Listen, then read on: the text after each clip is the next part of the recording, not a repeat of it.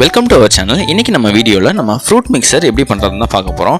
நார்மலாக நம்ம வீட்டில் வந்து நம்ம ஃப்ரூட்ஸ் நிறைய வாங்கிட்டோன்னு வைங்களேன், கண்டிப்பாக ஏதாவது கொஞ்சம் மீந்து போகிற மாதிரி இருக்கும். அந்த மாதிரி இருந்ததுன்னா இந்த மாதிரி கொஞ்சம் சிம்பிளாக ட்ரை பண்ணி பாருங்கள். நம்ம வெளியில் காசு கொடுத்து நம்ம வாங்குறதுக்கு பதிலாக இந்த மாதிரி வீட்லேயே நீங்கள் ஃப்ரூட் மிக்சர் செஞ்சு சாப்பிட்டு பாருங்கள்.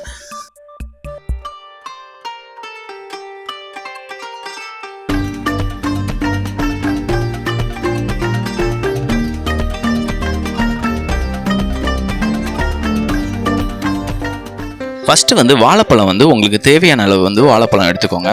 வாழைப்பழம் வந்து அதிகமாக இருக்கணும். அதுக்காக வந்து நீங்கள் வந்து மற்ற பொருள்லாம் வந்து கம்மி பண்ணிக்கலாம். வாழைப்பழம் மட்டும் கொஞ்சம் அதிகமாக எடுத்துக்கோங்க. இதை எடுத்துகிட்டு மிக்சியில் அரைக்காதீங்க. இந்த மாதிரி நல்லா நசுக்கி விட்டுருங்க இந்த மாதிரி பதத்துக்கு. அப்போ தான் நான் சாப்பிடும்போது நல்லாயிருக்கும் நமக்கு டேஸ்ட்டாக.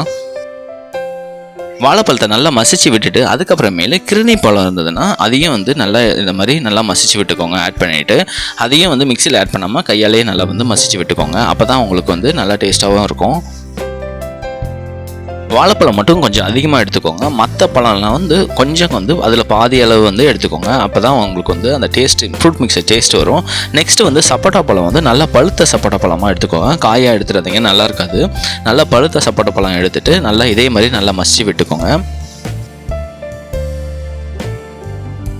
நல்லா இந்த மாதிரி பக்குவத்துக்கு நல்லா வந்து மசிச்சு விட்டுட்டு நல்லா கொஞ்சம் கூல் மாதிரி பக்குவத்துக்கு வந்து ரெடி பண்ணி வச்சுக்கோங்க. இதை எடுத்து பார்க்கும்போது பார்த்தீங்கன்னா கொஞ்சம் பார்க்குறதுக்கு உங்களுக்கு பஞ்சாமிர்தம் மாதிரி இருக்கணும். அப்போ தான் உங்களுக்கு சாப்பிடும் போது நல்லா டேஸ்ட்டாக இருக்கும். நெக்ஸ்ட் வந்து பார்த்தீங்கன்னா மாதுளம்பழம் ஒரு கைப்பிடி அளவு எடுத்துக்கோங்க. இதையும் வந்து சேர்த்துக்கோங்க. சேர்த்துட்டு கூடவே வந்து கிரேப்ஸ் வந்து பார்த்தீங்கன்னா கருப்பு திராட்சை வந்து கொஞ்சமாக ஒரு கைப்பிடி அளவு எடுத்துகிட்டு அதையும் சேர்த்துக்கோங்க.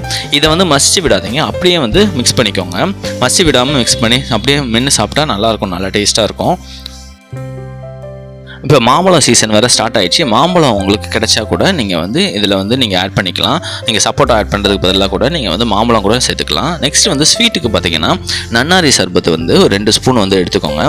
2 ஸ்பூன்னா ஒரு குழம்பு கரண்டி அளவு வந்து ஸ்பூன் வந்து எடுத்துக்கோங்க. இது நேச்சுரலாகவே நமக்கு நல்லா ஸ்வீட்டாகவே இருக்கும் நமக்கு. அதே சமயம் நல்லா குளிர்ச்சியும் கொடுக்கும் நமக்கு நன்னாரி சிறப்பு.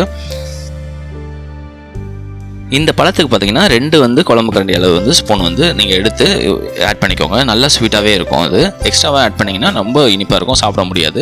2 ஸ்பூனை சேர்த்துட்டு நல்லா மிக்ஸ் பண்ணிவிட்டு டேஸ்ட் பார்த்துட்டு அதுக்கப்புறமேல நீங்கள் வேணும்னா எக்ஸ்ட்ரா ஆட் பண்ணிக்கோங்க.